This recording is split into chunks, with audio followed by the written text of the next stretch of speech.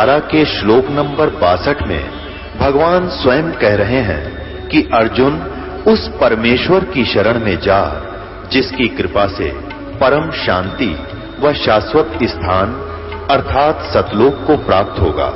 वो परमेश्वर कौन है, कहां है, कैसा है, जानने के लिए कृपया अवश्य सुनिए जगत गुरु तत्वदर्शी संत रामपाल जी महाराज के अमृत वचन।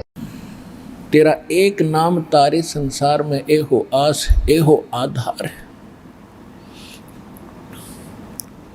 फाई सूरत मुलुक की वेश ए ठगवाड़ा ठगी देश, खरा सियाणा बोता वारी धान करो ढा करता है। कहते हैं ये ठगवाड़ा यानी ठग, ये अपने आप को छुपाए बैठा है, ये खुद परमात्मा है, एक धानक की लीला भूमिका कर रहा है, ये मालिक है, सर्वशक्तिमान है। कहते नीच जात परदेसी मेरा, छिन आवे तुल जावे। एक सेकंड में सामने है, दूसरे सेकंड में सतलोक असंख 16 शंख कोस की दूरी पर वहाँ बैठ जाता है, जाके एक सेकंड में यहाँ आ जाता है, एक पल में। तो मैं इसका कैसे वार पार पा सकता हूँ। नीच जात परदेसी मेरा, ये 731 पृष्ठ पे गुरु ग्रंथ साहिब के अंकित है ये वाणी। वो आंदुला नीच जात परदेसी मेरा, छिन आवे तल जावे, और ताकी संगत नानक रेंदा क्यों कर मुंडा पावे। 721 पृष्ठ पर लिखा है, एक अर्ज गुफ्तम पेश तोदर, कून करतार हक्का कबीर, करीम तू बेऐब परवरदिगार। अपने आत्मा परमात्मा का काम त्रुटि युक्त नहीं होता। ऐसे महापुरुषों की गवाही दिला रखी है, कोई इसको ये नहीं कह सकता कि न जो बोला या झूठ है। और इतना संसार इनका आदर और सत्कार कर रहा है कि महापुरुष थे, इनको परमात्मा मिले हैं, ये भी खूब प्रसिद्ध है। और वो महापुरुष क्या बता रहे हैं कि कौन है वो भगवान। दादू साहिब जी ने कहा है कि जिन मुझको निज नाम दिया सोए सतगुर हमार, और दादू दूसरा कोई नहीं हो कबीर सिरधार। दादू नाम कबीर की जय कोई लेवे ओठ, ताको कभी लगे नहीं भाई काल बदर की चोट। ऐसे ही आदरणीय धर्मदास साहिब जी को परमात्मा मिले, सचखंड लेकर गए। तो उन महापुरुषों को परमात्मा क्यों अपने, उनको किस लिए वहाँ ले गए फिर वापस छोड़ा। इसलिए कि ये मेरे आने वाले इस कलयुग के इस समय में, ये प्राइम टाइम में, इस सवर्ण युग में, इस भक्ति युग में मेरे बच्चों को मुझे समझने में ये घने सहयोगी होंगे और इनके द्वारा दिए गए प्रमाण को कोई झुठला नहीं सकता। तो परमात्मा क्या कहते हैं, जो जन मेरी शरण है ताका हूँ मैं दास, गेल गेल लाग्या फिरूं जब तक धरती आकाश। एक बार भी जो परमात्मा की शरण में कभी किसी युग में कोई पुण्यात्मा परमात्मा की शरण में आ भी गया, तो फिर परमात्मा उसमें एक भक्ति अंश प्रवेश कर देता है, भक्ति बीज बो देता है। फिर ठीक है, भले ही वो डगमग हो जाता है, संसार से वो हटा नहीं पाता अपनी वृत्ति को, और संसार में फिर भटक रहा होता है, पशु पक्षियों की योनियों में भी जाता है। लेकिन उसके अंदर परमात्मा ने एक बीज छोड़ दिया, भक्ति का अंश वो डाल दिया। और जब उसको मनुष्य शरीर प्राप्त होगा, उसके अंदर कुछ दिनों के बाद वो भक्ति फिर से जागृत हो जाएगी। और उसके जागृत करने के लिए सत्संग और परमात्मा के महिमा की आवश्यकता होती है। तो परमात्मा स्वयं आकर फिर उनको संभालते हैं, किसी न किसी रूप में जाकर सत्संग सुनाते हैं, वो फिर से प्रारंभ करता है भक्ति। लेकिन उस समय बहुत बदल जाता है। बहुत समय चला जाता जिस कारण से हम अभी तक यहाँ भटक रहे हैं। तो पुण्यात्माओं, आप जितने भी भक्त, बहन, बेटी, भाई, बुजुर्ग, बच्चे आज परमात्मा की शरण में आ रहे हो, आपके इस जन्म के कर्म इतने अच्छे नहीं हैं, ये तो आपको भी मालूम है। इस जन्म में तो कोई अच्छा काम हमने कराया नहीं जब तक भगवान मिले, ये मार्ग मिला। तो इससे सब सिद्ध है कि ये मार्ग मिलना, ये भगवान मिलना, ये कोई आम बात नहीं है। इसके विषय में सूक्ष्म वेद में कहा कि लख बर सूरा जूझ ही लख बर सावत दे, और लख बर यति जहान में तब सतगुरु शरणा ले। कि लाख बार सूरवीर रहे हो, लाख बार सावत दे प्राप्त हुई हो, और लाखों बार हनुमान जैसे यति रहे हो, यानी परमार्थ के लिए उन्होंने अपना सारा जीवन श्री रामचंद्र जी के लिए किस प्रकार निस्वार्थ भाव से उनका सहयोग दिया, और यति रहे, जति रहे, यानी अपने धर्म कर्म के सूचे रहे, ब्रह्मचारी पद पर रहे। तो कहने का भाव ये है कि ऐसे ऐसे शुभ कर्म संस्कार आप जी ने असंख्य जन्म पा लिए, ऐसे ऐसे भी, लेकिन ये मुक्ति मार्ग नहीं प्राप्त हुआ। उसके बाद इतने शुभ कर्म करते करते आपके फिर शुभ संस्कार घने हो जाते हैं। उनके संयोग से फिर जाके भगवान दया करते हैं, किसी जन्म में आपको परमात्मा स्वयं आकर के किसी साधु संत रूप में दीक्षित कर जाते हैं, यथार्थ भक्ति प्रवेश कर जाते हैं। फिर वो आत्मा उस भक्ति बीज के कारण परमात्मा की भूल उसका पड़ती नहीं, चाहे वो 184 योनियों में से भटक कर भी आया हो। ठीक है, मनुष्य जीवन सीधा जब मनुष्य जीवन मिलेगा, उस जीवन में जल्दी से उसके असर नहीं होगा, लेकिन थोड़ा बहुत अधिक सत्संग सुनने से उसको अवश्य वह बात स्वीकार्य होगी। तो कहने का तात्पर्य ये है कि आप जी आज के नहीं हो, भगवान के साथ आपने असंख्य जन्मों से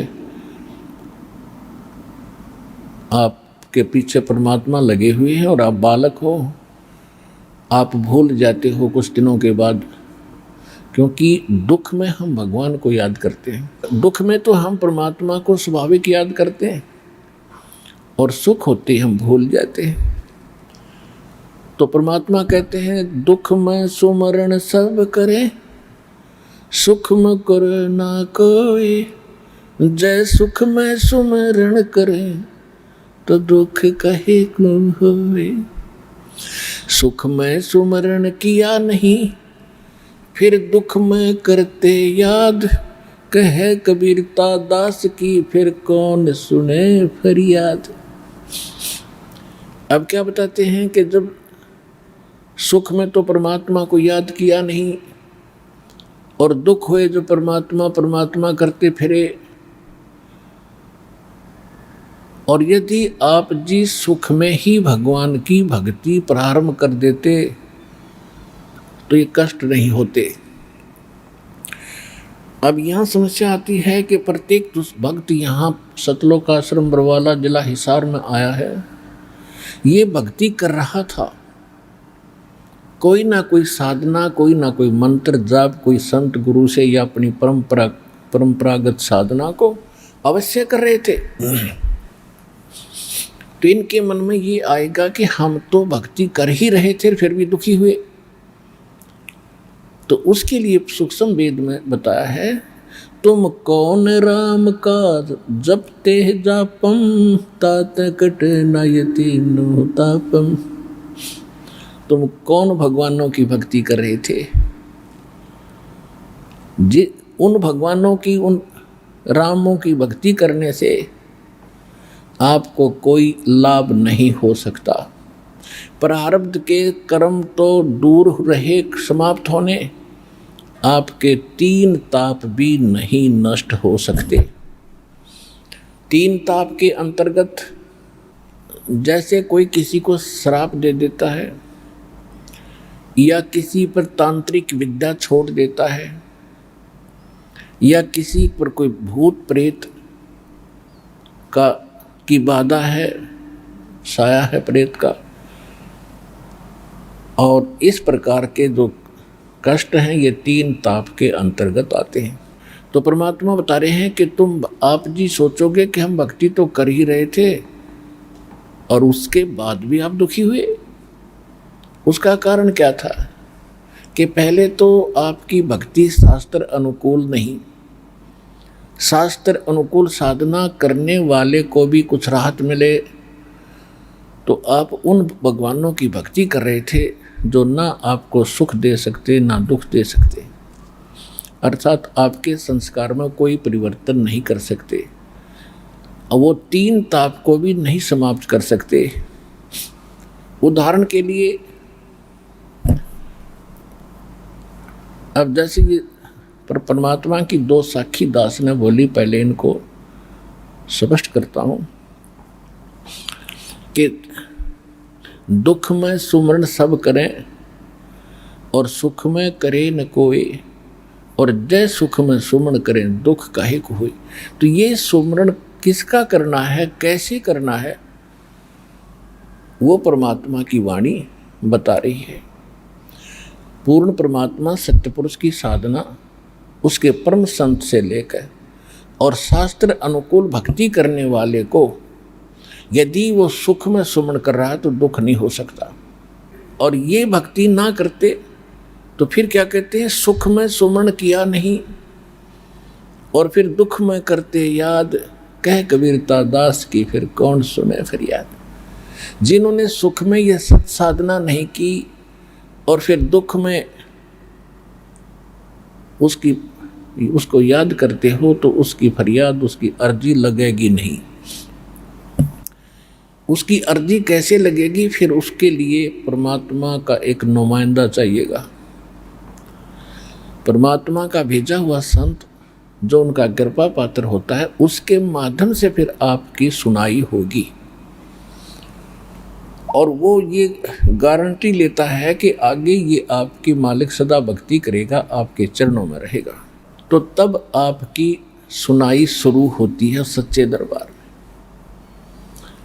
तो ये दास आपका बीच में एक मीडिएटर है, माध्यम है, मीडिया है परमात्मा और आत्मा के बीच में। तो आज जो दुखी सुख में भक्ति करते थे, अब जैसे आप जी पहले भक्ति भी कर रहे थे किसी ना किसी इष्ट देव की, फिर भी संकटों ने घेर लिया, उसके बाद आप फिर किसी के माध्यम से सुना कर यहाँ पर आए हो, तो अब आपकी अर्जी इस दास के माध्यम से भगवान के लगेगी और दास आपको बहुत ज्ञान देगा पहले नाम देने से पहले। क्योंकि प्रथम मंत्र आपको जो दिया जाता है, इसको हम वैसे तो सारा ज्ञान समझा कर ही देते हैं, मर्यादा भी बताते हैं। प्रथम मंत्र प्राप्त प्राणी यदि कोई गलती भी कर देता है उसका अक्षमा योग्य है, क्योंकि हम समझते हैं कि ये अभी ज्ञान से परिपक्व नहीं है, बालक है, फिर भी उसको समझाते हैं, बार बार उसको उपदेश करते हैं कि कनेक्शन काट देना स्वभाव एक समझदारी नहीं है। जैसे बिजली की आपने कनेक्शन ले लिया बिजली का, तो बिजली का कनेक्शन लेने के बाद यदि आपके इंस्ट्रूमेंट सही होंगे तो वो पंखे की सब कुछ चलने शुरू हो जाएंगे। तो बिजली का कनेक्शन यहाँ से आपको दिया जाता सुप्रीम पावर का, और यहाँ से कनेक्शन लेते ही आपके घर पे बिजली आपसे पहले पहुँच जाती है, यानी परमात्मा। और यदि आप मर्यादा भंग कर देते हो तो आपका कनेक्शन कट जाता है, और कनेक्शन कटने के बाद फिर आपको लाभ बंद हो जाते हैं पावर के, ना पंखा चले ना कूलर चले, और फिर आपको पुनः कहा जाता है कि आपने नाम खंडित किया है, आपका कनेक्शन कटा है, पुनः से फिर से इसको सुचारू कराओ। तो आपका नाम उपदेश फिर शुद्ध किया जाता है, उसके बाद फिर आपको सर्वलाभ प्राप्त होने प्रारंभ हो जाते हैं। तो इसलिए जो सेकंड मंत्र सतनाम देते हैं आपको अच्छी तरह इस रंग में रंग के और ज्ञान से परिपक्व करके फिर देते हैं। और सतनाम के बाद भी, क्योंकि अब तो हमारे इस तत्व ज्ञान का और यथार्थ इस कबीर पंथ का उत्थान है, शुरुआत है, प्रारंभ है, ये एक सूरज सा निकल रहा है, तो अभी इसकी रोशनी घनी हुई नहीं है, थोड़ा थोड़ा उजियारा सा प्रारंभ हुआ है। तो इसमें क्या समस्या हमारे सामने आ रही है कि अन्य जो समाज है वो इस तत्व ज्ञान से और भगवान से कति अपरिचित है। आप जी दीक्षा लेकर जाते हैं तो आपकी क्रियाएं उस जगत की क्रियाओं से विपरीत है। जगत और भगत का सदा से इन्हीं बातों में विरोध रहा है, और जिस कारण से कुछ सामाजिक प्रेशर घर में कोई ऐसी समस्या पैदा कर देते हैं तो आपका नाम खंडित हो जाता है। लेकिन परमात्मा ने कहा है, सत ना छोड़े सूरमा और सत छोड़े पत जा, और सत के बांधे लक्ष्मी फेर में ले गया। इस दास ने जब ये मार्ग प्रारंभ किया, ये ज्ञान चर्चा प्रारंभ की, कहीं की सुनाना शुरू किया, जो एक बार सुन लेता था दोबारा मेरे पास भी नहीं आता था, और ये सोचता था ये तो मेंटल हो लिया, ऊट पटांग बात करता है, कबीर दानक को भगवान बताता है। लेकिन दास परिचित हो चुका था, परमात्मा को गहराई से जान चुका था, दास फिर वापस नहीं हट सकता। कहते हैं संत, संग और सूरमा यानी सैनिक, इनका स्वभाव आगे ही बढ़ने का होता, पीछे नहीं हटा करते। और इसका परमात्मा ने कहा कि सत ना छोड़े सूरमा सत छोड़े पत जा। परमात्मा के सत्य को, इसको छोड़ना नहीं चाहिए, इसके छोड़ देने से भगवान रुष्ट हो जाएगा, और भगवान रुष्ट हो जाएगा तो जगत ने कुछ देना ही नहीं। जगत बेशक रुष्ट हो जा, पर मालिक ना रुष्ट होना चाहिए, और मालिक रुष्ट हो गया तो अपने आप जगत आपके साथ होगा। आज आप देख रहे हैं प्रारंभ दास का कितना विरोध था, फिर कुछ आपके भाई बहनों ने दास के ज्ञान को, भगवान को अच्छी तरह समझा दृढ़ता के साथ। वो ऐसे हो गए जैसे पिलर हो गया वो जाकर स्टेनलेस स्टील के, जो हमारे विकसित हो गए थे। और 2006 में नकली आचार्यों ने और इन कुछ धर्म गुरुओं ने ऐसी झूठी अफवाहें फैला करके हमारा कितना घोर विरोध किया था, जेल तक जाना पड़ा। लेकिन जितने भी हमारे भक्त थे ऐसे थे जैसे मूसल होया करें लो के, उन्हें कोई मोड़ नहीं सका, उनको कोई वापस नहीं कर सका, उनको डगमग नहीं कर सका।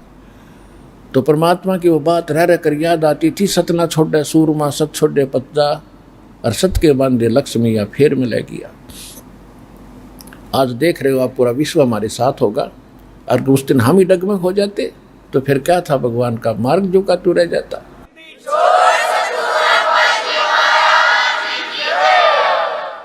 और जो हमारा विरोध कर रहे थे और कर रहे हैं आज, वो भी हमारे भाई बहन हैं, उनको पता नहीं, हमने पता ज्ञान हो गया, वो भी उसी भगवान के बच्चे हैं। ये काल प्रेरणा से वो अपने कर्म बिगाड़ रहे हैं, वो अपने पाप एकत्रित कर रहे हैं। हमने, वो भी दुख है उनका कि वो हमारा तो कुछ बिगाड़ नहीं पाएंगे पर अपना घना नुकसान कर लेंगे।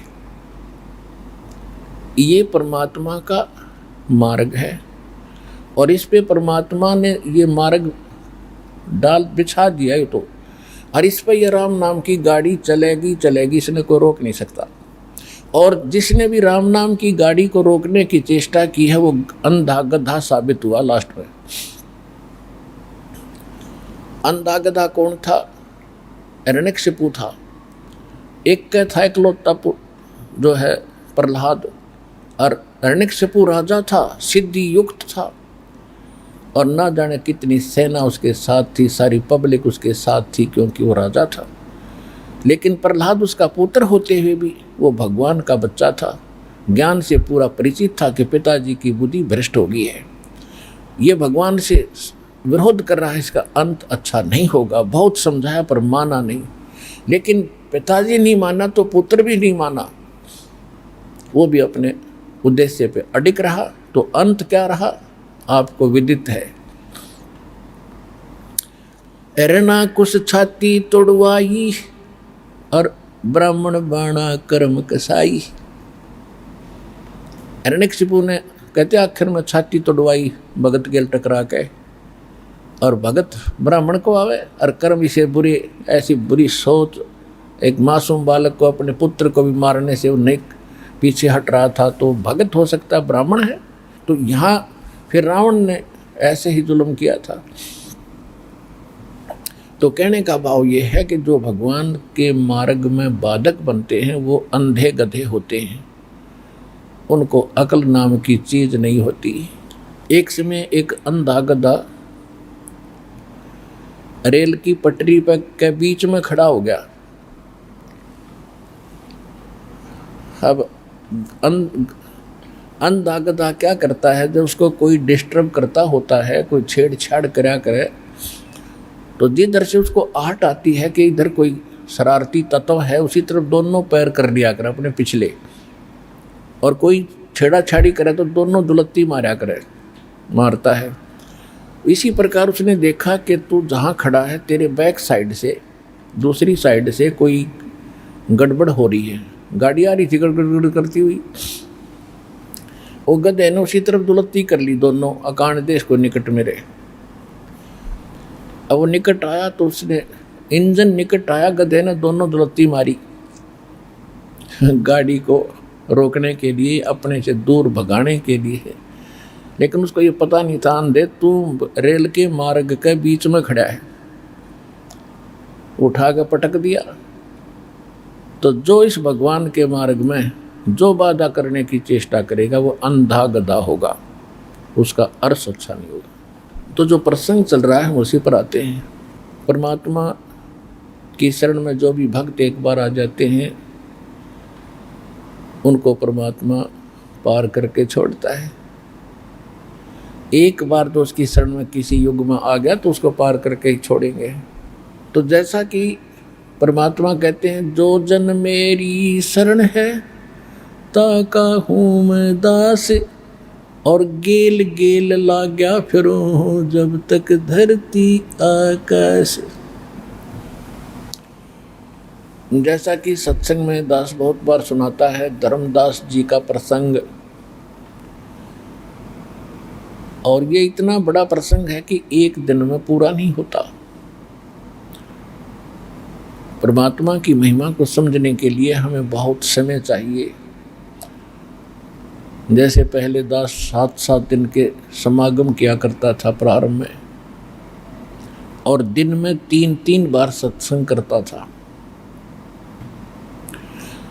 तब कुछ आंशिक महिमा भगवान की 7 दिन में परमात्मा की वाणी को पढ़कर सुना के समझा पाया करता था।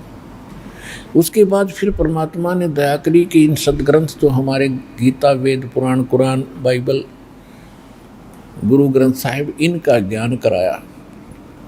फिर दास ने ये सोचा कि जब तक इस परमात्मा की महिमा हमारे पवित्र सदग्रंथों से नहीं तोली जाएगी, जांची जाएगी, तब तक हमारा साथी नहीं हो पाएगा कोई भी। तो उसके लिए परमात्मा ने उसी समय ये ऐसे बढ़िया इंस्ट्रूमेंट बनवा दिए, प्रोजेक्टर, ये इलेक्ट्रॉनिक मीडिया चैनल, और अब ये मोबाइल टेलीविज़न, ये मेमोरी कार्ड। तो इनके सहयोग से फिर दास ने पहले ये बताना चाहा कि कबीर इज गॉड। यदि हम परमात्मा की महिमा वाली वाणी से ही, गरीबदास जी की वाणी से हम आपको समझाने चाहते तो आपके मन में कोई ना कोई दोष भरा रहता। सुख तो भगवान देता ही देता है, ये तो इसका स्वभाव है, और सुख होते रहें और एक दुख भी हो जाए किसी कारण से तो फिर आप अन्य स्थान पर चले जाते। ज्ञान संपूर्ण होया नहीं और हृदय नहीं छदाए, देखा देखी भक्ति का वही रंग नहीं ठहराए। इस दास को सन 2000 के अंदर प्रेरणा हुई थी परमात्मा की, कि परमात्मा की एक वाणी पढ़ा करते थे हम कि वेद मेरा भेद है, मैं ना मिलूं वेदन के माही, और जौन वेद से मैं मिलूं ये वेद जानते नहीं। इस वाणी का भावार्थ है कि मेरी महिमा वेदों में परिपूर्ण है। वेद जो हैं ये वेद मेरा ही भेद बताते हैं, मेरी ही महिमा की जानकारी देते हैं, लेकिन इन वेदों में मुझे प्राप्त करने की वो मेथड ऑफ वर्शिप नहीं है, पूजा की विधि नहीं है, क्योंकि वो पूजा की विधि परमात्मा ने सूक्ष्म वेद में बताई है, और जो काल ने सूक्ष्म वेद समाप्त कर दिया था उसकी पूर्ति करने के लिए परमेश्वर को स्वयं आना पड़ता है।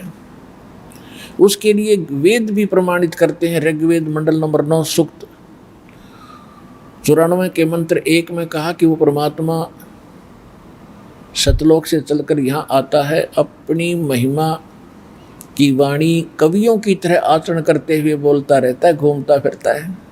ऋग्वेद मंडल नंबर 9 सूक्त 95 मंत्र 2 में कहा कि वो परमात्मा अपने मुख कमल से वाणी द्वारा ज्ञान सुना सुना कर प्रेरित करता है भक्ति के लिए, और वो भक्ति मार्ग के गूढ़ मंत्रों को, गुप्त मंत्रों को सार्वजनिक करता है। परमात्मा कहते सो हम शब्द हम जग में ल्याए, सार शब्द हम गुप्त छुपाए। कि वेदों में ये मंत्र नहीं था, सो हम मंत्र किसी वेद में, गीता में नहीं है, किसी भी सदग्रंथ में नहीं है। तो वेद भी कहते हैं कि भक्ति के गुप्त मंत्रों को वही आविष्कृत करता है, वही उसका जानकारी देता है। और परमेश्वर ने स्वयं 600 वर्ष पहले कहा था कि सोहम शब्द हम जग में लाए, और सार शब्द हमने गुप्त छुपाए। तो इस प्रेरणा से दास ने सोचा कि भी वेद तो हम नहीं समझ पाएंगे, हमने देखे भी नहीं थे वेद कैसे हैं, कैसे लिखे हैं, सुना था। श्रीमद् भगवत गीता को हम मानते थे कि चारों वेदों का ये सारांश है। तो दास ने सोचा था कि कुछ गीता में अवश्य मिलेगा, जब वेदों का सारांश है तो गीता और वेद एक ही हैं। इस उद्देश्य से दास ने श्रीमद् भगवत गीता को परमात्मा के द्वारा दिए गए उस ज्ञान दृष्टि से देखा, उस रोशनी से देखा, टॉर्च से, गहरी नजर से देखा। ओहो, दास को उस दिन जो खुशी हुई थी उसका कोई वर्णन किया नहीं जा सकता। उद्देश्य ये था कि दाता अर्ज ये थी परमेश्वर से दास की कि यदि आपकी महिमा सत्य, आपकी वाणी सत्य, आप सत्य, आपका ज्ञान सत्य, आप भगवान सत्य, और दास देख रहा है ऐसे ऐसे सुख दे रखे थे जो शरण में आए थे उस समय, ऐसे ऐसे संकट उनके दूर कर दिए थे, सोच भी नहीं सकते। लेकिन जब तक आपकी महिमा परमात्मा इन हमारे सदग्रंथों से नहीं मिलेगी, आपको आपके बच्चे समझ नहीं सकेंगे। और जब देखा उस गीता में, ओए होए, जब तो दास ने ये देखा था कि गीता श्री कृष्ण जी ने बोली इस दृष्टिकोण से, और सृष्टि श्री कृष्ण इज विष्णु और विष्णु इज सुप्रीम पावर, ऐसा हम दंत कथा लोक वेद से सुना करते थे। और से ऊपर कोई भगवान नहीं, से ऊपर कोई करता नहीं, ये सर्वशक्तिमान है, अजरो अमर है, इनकी कोई जन्म मृत्यु नहीं होती। जब दास ने दूसरे अध्याय के 12वें श्लोक में पढ़ा कि अर्जुन तेरे और मेरे बहुत जन्म हो चुके हैं, तू नहीं जानता मैं जानता हूँ। चौथे अध्याय के 5वें श्लोक में पढ़ा कि अर्जुन तेरे और मेरे बहुत जन्म हो चुके, तू नहीं जानता मैं जानता हूँ। दूसरे अध्याय के 17वें श्लोक में पढ़ा कि वो परमात्मा अविनाशी परमात्मा तो कोई और है, वो है अविनाशी परमात्मा जिसने सब ब्रह्मांडों की रचना की, उसको मारने में कोई सक्षम नहीं है। इससे सिद्ध, इन 5-4 श्लोकों से एकदम कलेजे में धक धक हुई, हे परमात्मा, इसे सिद्ध है कि इससे हटकर कोई परमात्मा जो अविनाशी भी है और जो सबका रचनहार भी है। फिर आगे बढ़ते गई।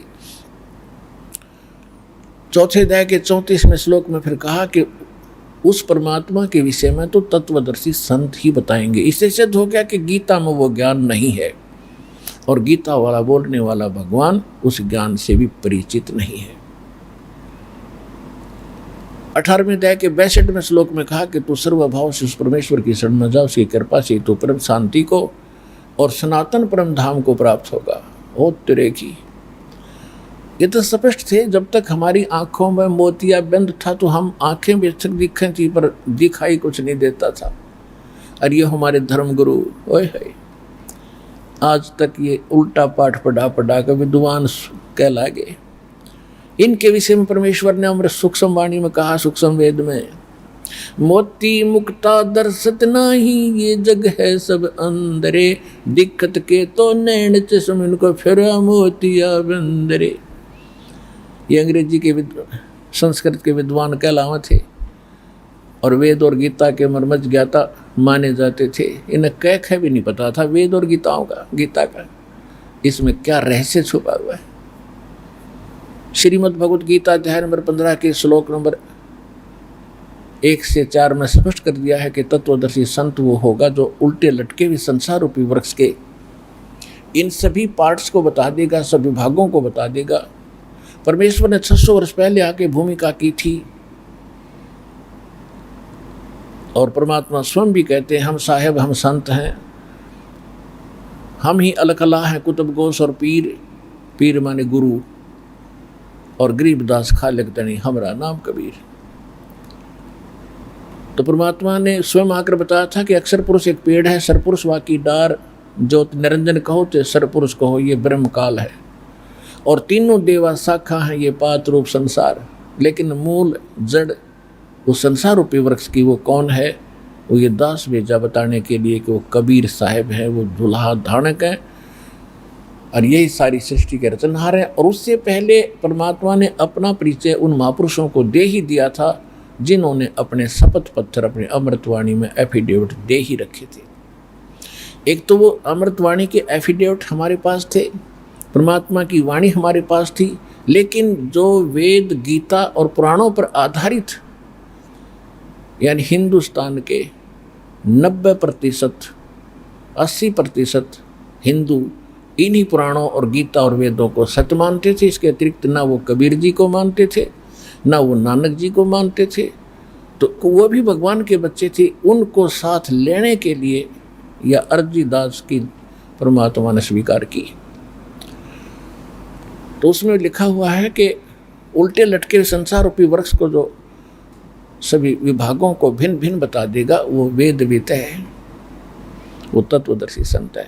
फिर 15वें अध्याय के 4 श्लोक में कहा कि तत्वदर्शी संत की प्राप्ति के उपरांत उस तत्व ज्ञान रूपी शस्त्र से इस अज्ञान को काट के यानी अच्छी तरह समझ कर उसके पश्चात परमेश्वर के उस परम पद की खोज करनी चाहिए, जहाँ जाने के बाद साधक फिर लौट कर कभी संसार में नहीं आते। और उधर वो कह रहा है कि तेरे और मेरे बहुत जन्म हो लिए, आगे भी होंगे। तो यहाँ एकदम सर चकरा गया दास का, और जैसे कोई अनमोल खजाना पा गया हो कि अब बनेगी बात। यदि आप श्री कृष्ण मान रहे हो गीता का ज्ञान देने वाला, ये तो कह रहा कोई और परमात्मा है, और ये नकली संत आचार्य शंकराचार्य मंडलेश्वर ब्राह्मण ये कहा करते। जब 18वें अध्याय के 62वें श्लोक में कहा जाता है कि किसकी शरण में जाने को कह रहा है, वो तो अपनी शरण में आने को कह रहा, अपनी शरण में। 18वें अध्याय के 66वें श्लोक में एक वरद शब्द है, सर्वधर्मान परित्यज माम एकम शरणम व्रज अहम तवा सर्व पाप्यो भवमोक्षामि मा शुच। इन्होंने इसका अर्थानर्थ कर दिया। व्रज माने जाना होता है, इंग्लिश वर्ड है गो, गो मीन जाना, और जहाँ गो वर्ड लिखा हो किसी सेंटेंस में उसका अर्थ कम लिख दिया, आना लिख दिया, तो कैसा विद्वान होगा वो, महामूर्ख कहा जाता है। तो आज तक ये इसी अपनी ओछी सोच पर अड़े हुए हैं कि वर्ज माने आना होता है, शब्दकोश में जाना। और एक एस्कॉन वालों ने जो ये रामकृष्ण परमहंस की एक शाखा है एस्कॉन वालों ने, उन्होंने अनुवाद 18वें अध्याय के 66वें श्लोक के पहले शब्दार्थ लिखे, शब्दों के अर्थ में वर्ज माने जाओ, और फिर नीचे जो अनुवाद लिखा उसमें लिख दिया आओ। ये चौड़े में झूठ बोल रहे। अनुत्तम, अनुत्तम माने अश्रेष्ठ, बैड, और उत्तम श्रेष्ठ गुड। गीता अध्याय नंबर 7 के श्लोक नंबर 18 में गीता ज्ञानदाता स्वयं कहता है कि ये ज्ञानी आत्मा, अच्छी आत्मा, नेक हैं, लेकिन ये मेरे वाली घटिया साधना में ही लीन रहे, व्यस्त है मेरी गति में। मेरे यानी मेरी साधना से, मेरी भक्ति से, ओम नाम से प्राप्त होने वाली जो गति है, जो मोक्ष है, वो ब्रह्मलोक है। ब्रह्मलोक में गए हुए प्राणी भी वापस आते हैं। गीता अध्याय नंबर 8 के श्लोक नंबर 16 में प्रमाण है कि ब्रह्मलोक में गए हुए प्राणी भी पुनरावृत्ति में।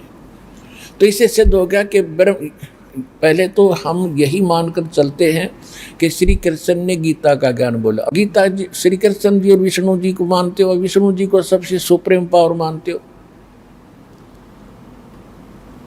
और ये खुद स्वयं क्या कह रहा है। तो इस बात से फिर एकदम स्ट्राइक हुआ दिमाग के अंदर, वही सचमुच यह तो बात कहीं और है। तो उसके लिए फिर परमात्मा ने दया करी कि नहीं, श्री कृष्ण भी नहीं बोल रहा, श्री कृष्ण के अंदर ये काल बोल रहा है, क्योंकि श्री कृष्ण ब्रह्म नहीं था, श्री कृष्ण का नाम ओम नहीं था। 8वें अध्याय के 13वें श्लोक में इसने स्पष्ट कर दिया कि ओम इति एकाक्षरम ब्रह्म व्यवहारण माम अनुसमरण ये प्रियाति तजंदेहम सयाति परमाम गतिम।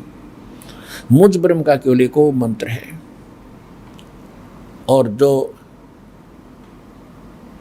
अंतिम सांस तक इसकी भक्ति करता हुआ शरीर त्याग कर जाता है, ओम से मिलने वाली जो परम गति है यानी ब्रह्मलोक प्राप्ति, उसको हो जाएगी।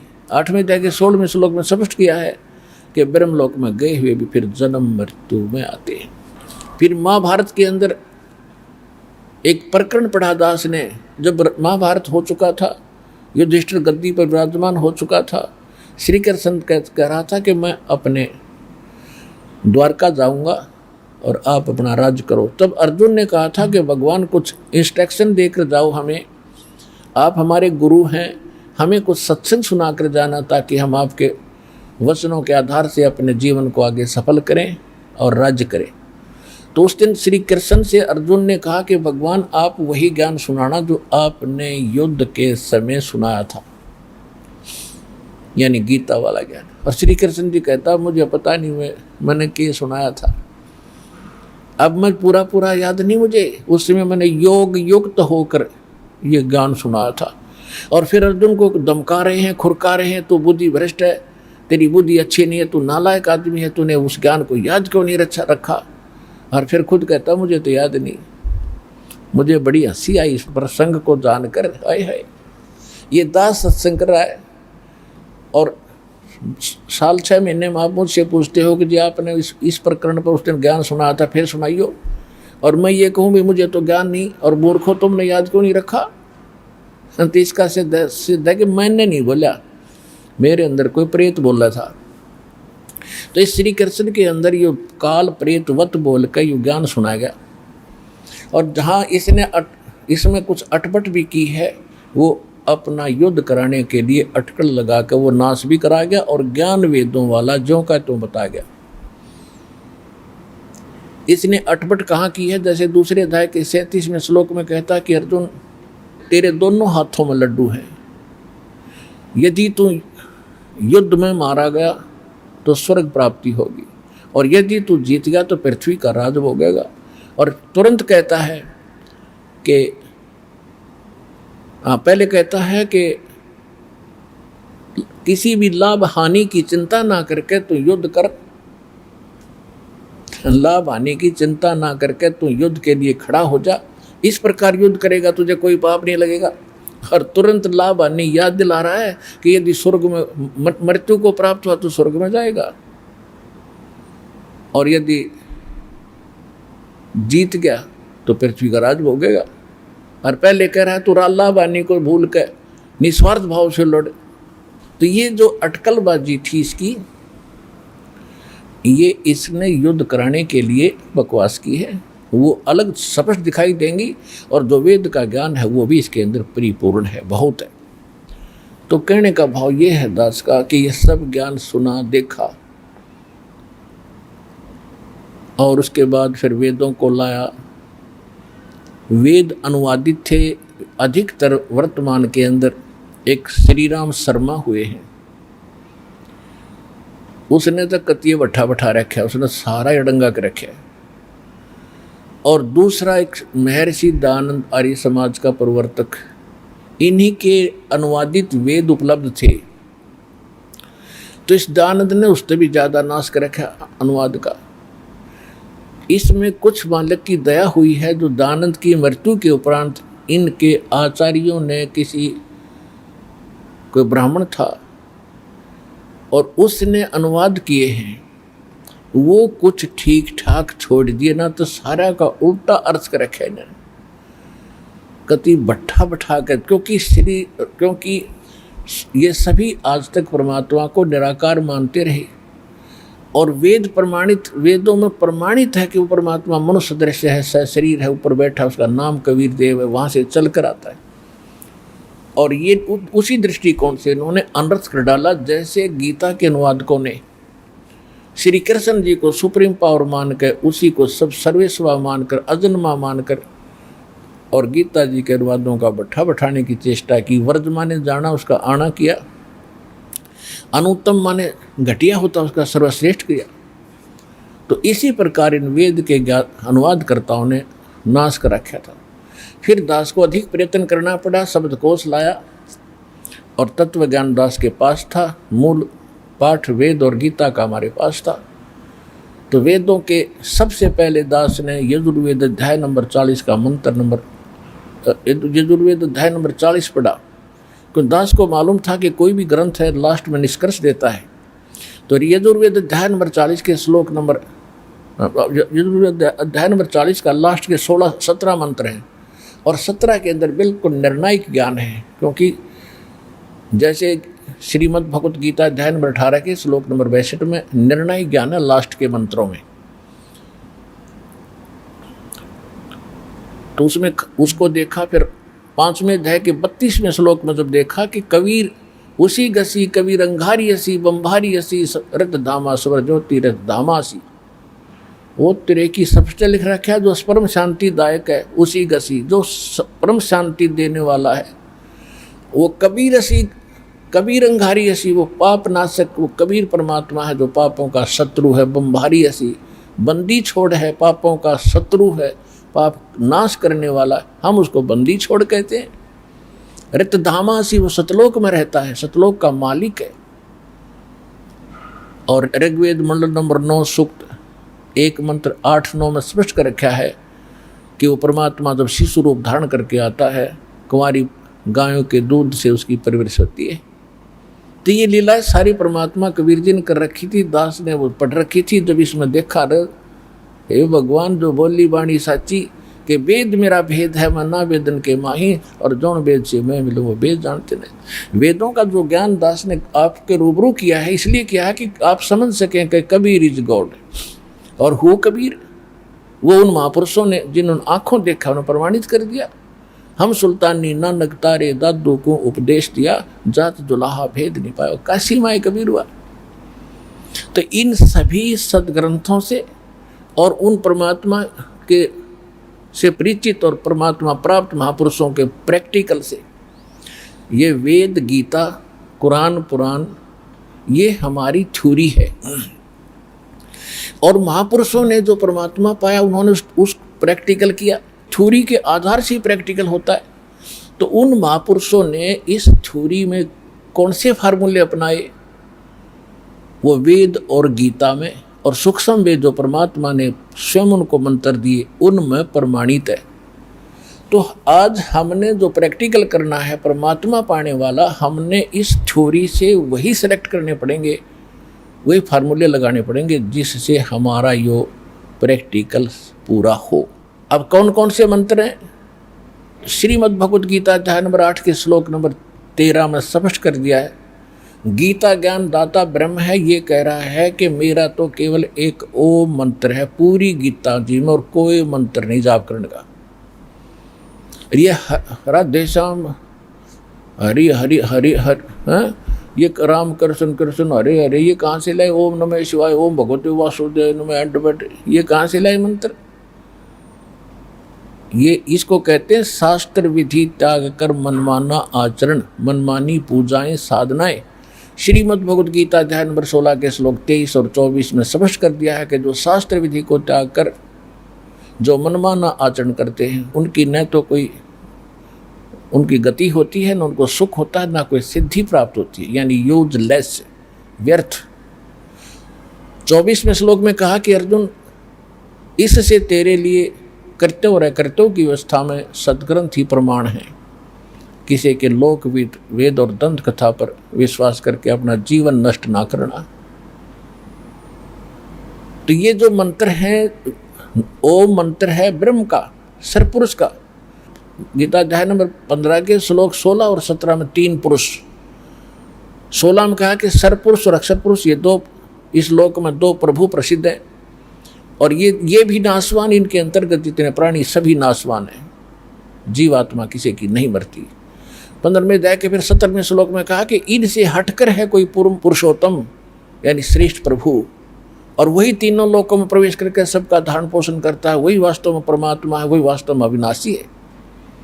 अब यहाँ भ्रमणा पैदा कर देते हैं ये कुछ भक्त श्रद्धालु जो इस तत्व ज्ञान से अपरिचित हैं। कहते हैं 15वें अध्याय के 18वें श्लोक को रामपाल नहीं बोलता, उसमें खुद ये कहता है गीता ज्ञान दाता कि मैं पुरुषोत्तम हूँ, वो उनका भावार्थ खुद समझ नहीं पा रहे जो इस दास के इस ज्ञान का विरोध करते हैं। उसमें क्या लिखा है कि अर्जुन, इस लोक और वेद में मैं पुरुषोत्तम क्यों प्रसिद्ध हो गया?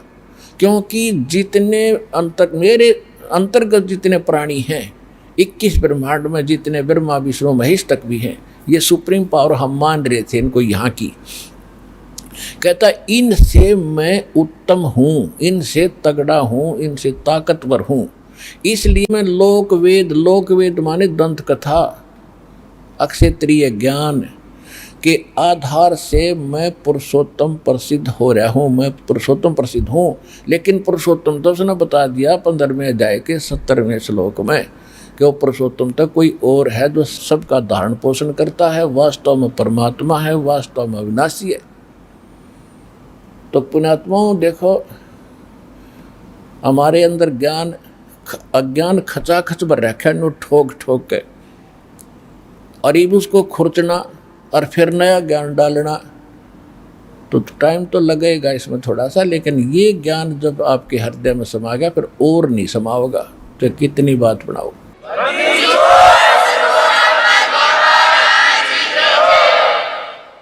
आइए अब हम उन श्रद्धालुओं के अनुभव जानते हैं जो जगत गुरु तत्वदर्शी संत रामपाल जी महाराज जी से दीक्षा प्राप्त कर चुके हैं तथा उनके द्वारा बताए गए भक्ति मार्ग पर चल रहे हैं। नमस्कार जी। नमस्ते सर। आपका क्या नाम है? ज्योति। ज्योति जी, आप कहाँ से आए हैं? मैं रुड़की से आई हूँ, उत्तराखंड से। संत रामपाल जी महाराज जी से आपने नाम दीक्षा कब ली? मैं 2011 में लिया था भैया, सन 2011 में। संत रामपाल जी महाराज जी से नाम दीक्षा लेने से पहले आप क्या भक्ति साधना करते थे?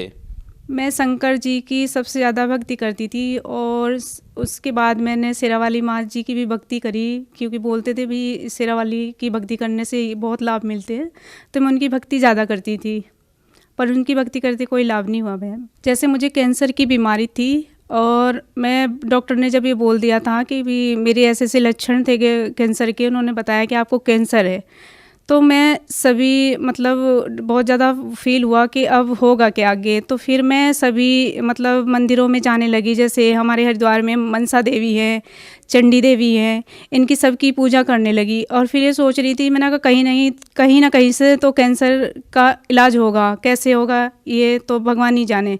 मैं मतलब इन भगवानों की इस पर पूरी निर्भर हो चुकी थी, पर बस ऐसे करते करते बहुत मतलब कंडीशन मेरी ख़राब हो गई थी, और इतनी बुरी हालत हो गई थी कि पता नहीं लगा था। और कुछ वैसे भी मुझे प्रेत बाधा थी, कि उससे मैं बहुत ज़्यादा परेशान रहती थी कि जैसे हमारे गांव में या कोई मर गया तो वो मुझे मुर्दे के रूप में खुली आंखों से दिखता था, और मैं इतनी ज़्यादा डिस्टर्ब हो जाती थी कि मैं रात में भी नहीं उठने से परेशान रहती थी कि भाई अब होगा क्या। और इतनी बुरी कंडीशन हो गई थी, भाई जो भी बताता था भैया आप यहाँ जाओ, आप वहाँ जाओ, आप इसकी पूजा करो, आप उसकी पूजा करो। हम सभी की पूजा करते करते थक लिए थे, बहुत ज़्यादा थक रहे थे, और ये समझ में नहीं आ रहा कि आगे मतलब हमारी ज़िंदगी या हमारे फैमिली का होगा क्या, ये कुछ समझ में नहीं आ रहा। और उसके कुछ और भी बताना चाहूँगी मैं कि हमारे जो मेरे हस्बैंड हैं वो बहुत ज़्यादा ड्रिंक करते थे, स्मोकिंग भी करते थे। उनका मेरा बहुत झगड़ा होता था कि आप ये मत पिया करो। उनके मतलब ये लिप्स भी ख़राब हो गए थे, इतना ज़्यादा नशा करते थे, और बहुत ज़्यादा मतलब हमारे घर में झगड़े भी होते थे।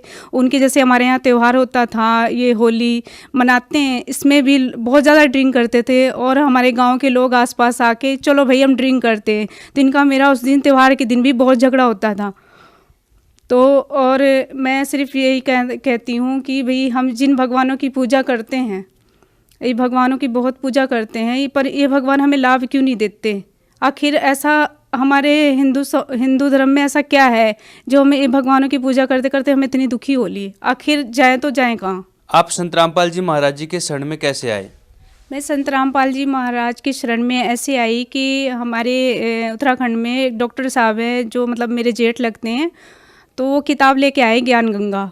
तो उन्होंने कहा कि ज्योति तू ये ले पढ़ किताब को। मैंने कहा भैया मैं रख दो, फिर पढ़ लूँगी, अभी नहीं पढ़ती मैं। तो जब मैंने रख दिया उन्होंने, वो चले गए। फिर मैंने वो उठा के किताब देखी ज्ञान गंगा, तो उसमें संत रामपाल जी महाराज की तस्वीर थी, वो देखी मैंने। तो मुझे ऐसा फील हुआ कि मुझे यहाँ जाके देखना चाहिए। फिर हम वहाँ गए, तो जैसे डॉक्टर अहमद डॉक्टर हैं जो मैंने उत्तराखंड के, उन्होंने बताया था ये आपको कैंसर है। तो मैं सभी मतलब जब उन्होंने बताया, मैं सभी भगवानों की पूजा तो कर ही रही थी, पर जो आसपास के जो भी कोई बताता भाई वो डॉक्टर अच्छा है, वो डॉक्टर अच्छा है, सभी डॉक्टरों को दिखा लिया था हमने। तो इनको मतलब दिखा के मैं सारी साधना करके बहुत थक चुकी थी। लेकिन जब संत रामपाल जी महाराज की ये किताब मिली थी ज्ञान गंगा, और मैं बरवाला आश्रम पहुंची थी और गुरुजी का नाम उपदेश लिया था, और जब मैं मालिक गुरुजी संत रामपाल जी महाराज ने आशीर्वाद दिया, आशीर्वाद देने ही मात्र से परमात्मा गुरुजी की इतनी अच्छी कृपा होगी कि मुझे मतलब कैंसर जैसी बीमारी ख़त्म होगी। और ये आप विश्वास करके मानिएगा, हमारे गुरुजी जो हमें शिक्षा देते हैं, हमें ये शिक्षा देते हैं बेटे कि झूठ का सहारा बिल्कुल नहीं लेना, हमें सच बोलना सिखाते हैं। तो हम सब यही बोलना चाहते हैं कि भाई परमात्मा की भक्ति करो, ज़्यादा से ज़्यादा मालिक पे विश्वास करो। जो हमारे गुरुजी ने ग्रंथ बनाए हैं, ग्रंथ दिखा रहे हैं खोल खोल के, भाई हमारे ग्रंथों में ये लिखा है, हमारे ग्रंथों में ये लिखा है। अपने ग्रंथों को झांक के देखो, हमारे ग्रंथों में लिखा क्या है। गुरुजी अपनी तरफ से कोई टिप्पणी नहीं करते। भगत समाज पढ़ा लिखा है, अच्छा बुरा खुद सोच समझ सकता है कि भाई हमारे लिए क्या सही है क्या गलत। और अगर ये कहने लगे कि नहीं संत रामपाल जी को भाई भीड़ इकट्ठी करनी है, संत रामपाल जी को कोई भीड़ इकट्ठी नहीं करनी है, सिर्फ यही वो कर रहे हैं कि परमात्मा का बस मिशन यही है कि परमात्मा अपने बच्चों को लेने के लिए आए हैं सतलोक से, नहीं उनको भीड़ करने की कोई आवश्यकता नहीं है। वो अगर चाहे तो अभी छोड़ के चले जाए, कोई दिक्कत नहीं आएगी। हम जैसे साधना करें तो फिर करने लगेंगे, फिर यही धक्के खाएंगे। लेकिन जो हमारे गुरुजी प्रमाण के साथ दिखा रहे हैं कि भाई आपको ये भक्ति करोगे तो मोक्ष भी मिलेगा, और भाई शारीरिक लाभ भी मिलेगा, मानसिक लाभ भी मिलेगा। तो ऐसी साधना हमें करनी चाहिए। हम जिन साधनाओं को पूछते पूछते इतनी दिक्कतें सहते हैं, इतना दुख झेलते हैं, तो उन साधनाओं से हमें कोई लाभ नहीं होता। लेकिन जब सच्ची भक्ति मिलती है तो हर चीज़ से शारीरिक लाभ भी मिलते हैं, मानसिक लाभ भी मिलते हैं। परमात्मा की दया से संत रामपाल जी की इतनी कृपा हो गई है कि जो ऐसा टाइम आ गया था कि हमें रोटी के भी लाले पड़ गए थे, आज बंदी छोड़ संत रामपाल जी महाराज की शरण में गुरुजी के उसमें जाने से आज हमें इतने शारीरिक लाभ भी हो गए, मानसिक लाभ भी हो गए। अब कैंसर जैसी बीमारी भी ठीक होगी मेरी। तो भगत समाज को मैं तो यही कहती हूँ भाई अपनी भक्ति देखो, हमारे ग्रंथों में क्या लिखा है। संत राम किसी और गुरु से कंपैरिजन मत करो। जो और गुरु हैं वो सिर्फ झूठी, आज तक ग्रंथ हमारे संत रामपाल जी के अलावा किसी ने ग्रंथ खोल के नहीं दिखाए। जो हमारे शास्त्र वेद पुराण जो भी है वो सिर्फ संत रामपाल जी महाराज ने ही खोल के दिखाए। इससे पहले किसी गुरु ने हिम्मत नहीं करी दिखाने के लिए। तो ये सच्चाई है जो हमारे ग्रंथों में लिखा है, उसे पहचानो।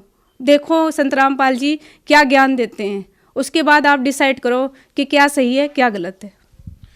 संत रामपाल जी महाराज जी से नाम दीक्षा लेने के बाद आपको और क्या लाभ प्राप्त हुए? लाभ सर, पिछले साल ऐसा हुआ था, मुझे टाइफाइड बुखार हो रहा था, ये तो नॉर्मल हो ही जाता है। तो मैं छत पे खड़ी थी, अपने बच्चों का वेट कर रही थी स्कूल से आने का। तो उनकी जैसे ही बस आई तो मैं ऐसे छत पे खड़ी थी साइड पे, और मैं 12-13 फुट की ऊंचाई से बिल्कुल सीधी गिर गई। और सीधी गिरने के बाद आप यकीन नहीं मानोगे कि मालिक की दया से मुझे एक खरोच तक नहीं आई। भगत जी अपने घर से पीछे से बैग पड़ता है हमारे घर के, और वहाँ से चल के मैं अपने बच्चों के साथ घर आई वापस। और उसके 4 दिन पहले मेरी जेठानी अपने घर की सीढ़ियों से गिरती है, 4 पेड़ियों से, और उसके हाथ टूट जाते हैं भगत जी, और 1 महीना मतलब प्लास्टर चढ़ा रहता है। हम मुझे देखो वहाँ से गिरी और मालिक ने मुझे बचाया। इस बंदी छोड़ सतगुरु रामपाल सच्चे भगवानी या सच्चे पिता ही मान लो, हम तो उन्हें सच्चे पिता मानते हैं। संत रामपाल जी महाराज को सच्चे पिता मानते हैं, वो सच्चे पिता हैं, और वो अपने बच्चों को कभी दुखी नहीं देख सकते। और जी मेरी हाँ एक बेटी है 13 साल की, उसे एक बार ऐसा हुआ, मैं काम कर रही थी किचन में और मुझे पता नहीं लगा, तो वो बिजली का स्विच होता है वो टूट रहा था बीच में से, वो मुझे पता नहीं लगा, वो अंदर गई, उसे करंट ने पकड़ रखा था। उसकी 4-5 उंगलियों में चिंगारी जो बोलती ना चिंगारियाँ, वो निकल गई थी। पर ये परमात्मा बंदी छोड़ के कृपा से जब मैं अंदर गई तो वो बिल्कुल बेड पे एकदम ठीक ठाक लेटी थी। फिर उसने बताया कि मम्मी मुझे ऐसे ऐसे करंट लगा था, और मुझे ऐसा लगा संत रामपाल जी महाराज गुरु जी ने आके मुझे करंट से दूर कर दिया। तो ऐसे ऐसे लाभ हुए भगत जी। इस तरह मेरी बेटी को भी संत रामपाल जी ने जीवन दान दिया। आपने बताया कि आपके पति बहुत ज़्यादा नशा करते थे, जिससे आपके घर की आर्थिक स्थिति दयनीय हो गई थी। लेकिन जब संत रामपाल जी महाराज जी से आपके पति ने नाम दीक्षा ली, नशा बिल्कुल छोड़ दिया। आपकी तरह भी और सारी बहनें, बहुत सारी ऐसी बहनें हैं जिसके पति नशा करते हैं और जो बहुत परेशान है। तो बहन जी ये बताइए कि संत रामपाल जी महाराज जी में कौन सी ऐसी शक्ति है जो संत रामपाल जी महाराज जी से नाम दीक्षा लेने के बाद कोई भी व्यक्ति नशा करता है उसका त्याग कर देता है? हमारे संत रामपाल जी जो नाम दीक्षा देते हैं, उस नाम से इतनी मतलब उनकी भक्ति में वो पावर है कि वो अपने आप ही ऑटोमेटिक छोड़ देते हैं। वो नशा करना ही नहीं चाहते, नशा करने से दूर किसी को माचिस भी उठाने देना वो नहीं समझते। इतना ज़्यादा ड्रिंक करते थे, इतना ज़्यादा कि मैं बता नहीं सकती। और अब जब से संत रामपाल जी महाराज के नाम लिया, अब तो बहुत मतलब मालिक की इतनी दया होगी कि हमारे यहाँ कोई बीड़ी पीने वाला भी आता है तो उसे बोल देते भाई आप बाहर जाओ, आपसे कोई लेना देना नहीं है। तो ये संत रामपाल जी महाराज की कृपा है, और भाई उनके शब्द में शक्ति है भी। और ऐसे ही संत रामपाल जी के लाखों अनुयायी हैं जो उनके नाम दीक्षा लेने से उनके सारे नशे छूट जाते हैं। और ये संत रामपाल जी की कृपा है कि उनके शब्द में या उनके नाम में इतनी शक्ति है कि वो बिल्कुल नशा करना तो दूर, नशे वाले के पास भी बैठना पसंद नहीं करते हैं। जो श्रद्धालु आपको देख रहे हैं, आप उन्हें क्या संदेश देना चाहेंगे? मैं सिर्फ उन्हें यही संदेश देना चाहती हूँ कि आप देर मत करो। संत रामपाल जी जो ज्ञान बता रहे हैं, हमारे गीता में, हमारे बाइबल में, जो भी ग्रंथों में हमारे लिखा है, वो सच्चाई बता रहे हैं। उन्हें आप देखो और जल्दी से जल्दी जितनी देर करोगे, हमारे गुरुजी की एक वाणी है कि मानुष जन्म दुर्लभ है, ये मिले न बारंबार, तरवर से पत्ता टूट गया बहुर न लगता डार। इसलिए आप भगत समाज को हम केवल निवेदन करते हैं, प्रार्थना करते हैं कि आप बिना वक्त गवाएं जितनी जल्दी हो सके संत रामपाल जी महाराज के शरण में आके नाम उपदेश लीजिए। संत रामपाल जी महाराज जी से नाम दीक्षा कैसे ले सकते हैं? संत रामपाल जी महाराज से नाम दीक्षा ऐसे ले सकते हैं, कई चैनलों में सत्संग आता है संत रामपाल जी महाराज का, नीचे पट्टी आती है लिखी हुई, इसमें नामदान सेंटरों के नंबर्स लिखे हैं, उस नंबरों में फ़ोन करके नामदान दीक्षा ले सकते हैं। धन्यवाद। सत साहिब जी।